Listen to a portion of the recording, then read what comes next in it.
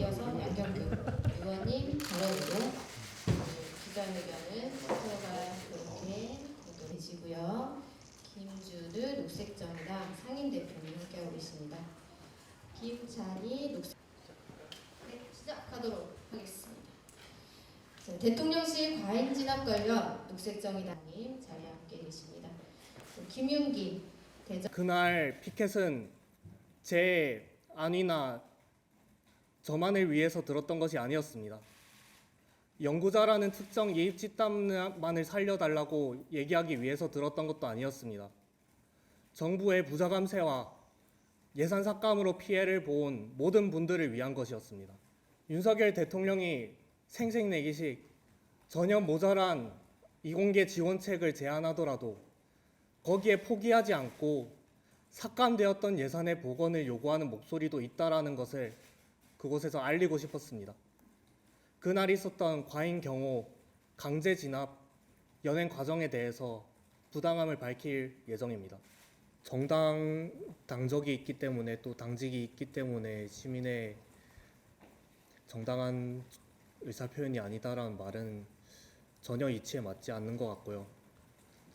저희 그러니까 카이스트 졸업생들은 그 자리에 참석했던 윤석열 대통령 그리고 과학기술정보통신부 장관 그런 많은 정치인들의 그 사람들의 연설을 그리고 자화자찬을 들어야 했습니다. 그런 사람들이 정치적 목소리를 내는 건 그 자리에서 용인이 되고 그 사람들의 정말 민주적 나라의 정권의 근원이 되는 시민이 목소리를 내지 못한다는 건 말이 안 되는 것 같습니다. 정치적 발언을 할 수 있는 건 헌법에서 그리고 법에서 정하고 있는 내용이고 그 장소에서 졸업식장이라고 하더라도 대통령이 왔다라고 하더라도 그게 어떤 이유로도 그런 식으로 제한될 수 없다라고 생각을 합니다.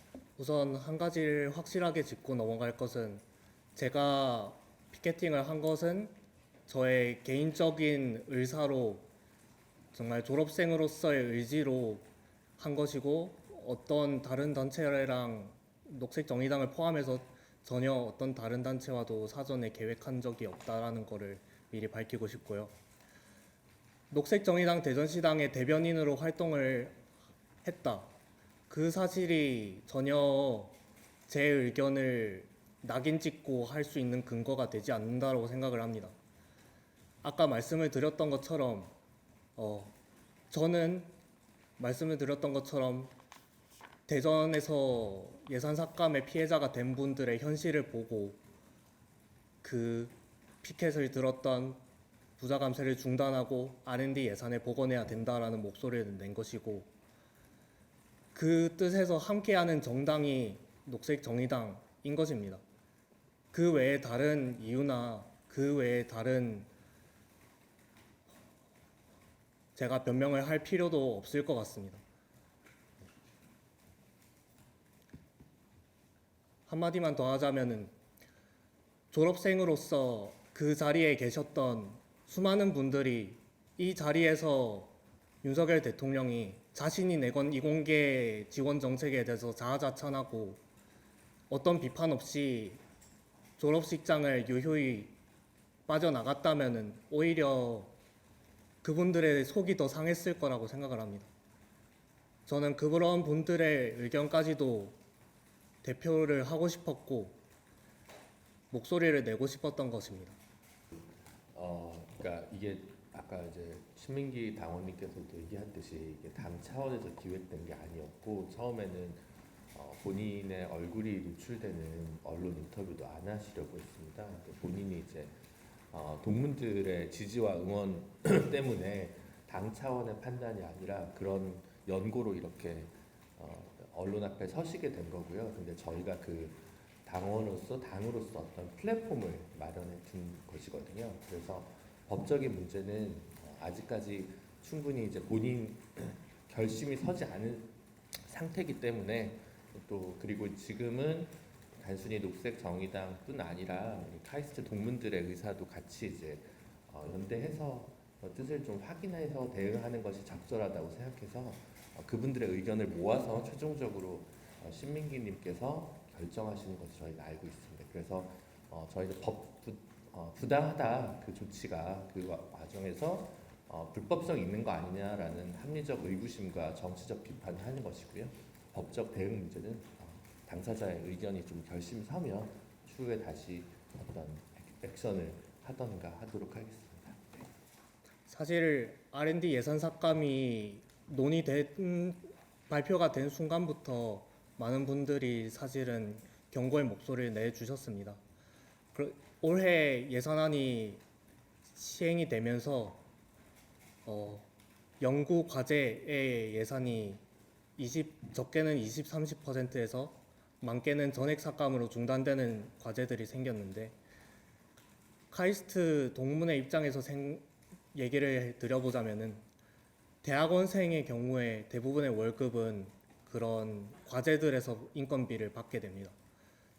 과제 예산이 삭감이 되면은 과제 예산이 삭감이 되면은 과제를 수행할 운영비, 재료비를 줄이든지 아니면은 대학원생들의 인건비를 줄이든지 그 양자택일에 놓이게 되는 것인데, 많은 수의 연구실들이 울며 겨자 먹기식으로 인건비를 줄여가면서 커리어를 포기할 수 없기 때문에, 연구를 포기할 수 없기 때문에 인건비라도 줄여서 연구를 지속하겠다라는 연구실들도 있는 실정입니다. 그렇기 때문에 직접적인 타격을 받고 있다라고 할 수 있을 것 같고요. 그리고 제 모교인 카이스트의 경우에도 카이스트는 대부분 예산을 R&D 예산에서 받고 있기 때문에 학생들의 생활 같은 기본적인 면에서도 예산 삭감의 타격으로 제대로 된 지원을 앞으로 받지 못하게 될 수도 있다. 그런 목소리들을 듣고 전하고 있습니다. 제가 피켓을 뺏기고 입을 막히고 사지가 붙들리는 과정이 정말 순식간이었습니다. 그 순식간 동안에 어떤 제지의 목소리도 들은 적이 없고요. 그냥 피켓을 들고 목소리를 냈다는 이유로 거의 끌려가는 것이 확정이 된 것처럼 그렇게 끌려가게 되었습니다.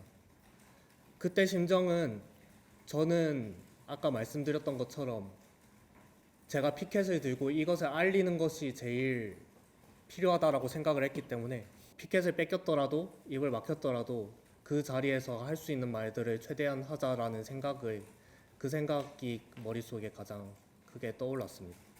그래서 오직 이제 졸업식장에 들어가 있던 졸업생이 다시 졸업식장으로 복귀하거나 이런 조치를 취하기보다는 오직 대통령과의 동선을 분리하는 데만 신경을 쓰고 있었고, 무엇보다 이제 그런 과정에서 경호실이 그런 권한이 있는지 모르겠으나 밖에서 못 나가도록 지키면서 사실상 이제 감금을 한 것이죠. 그래서 그 문제에 대해서 매우 심각한 의견을 갖고 있습니다.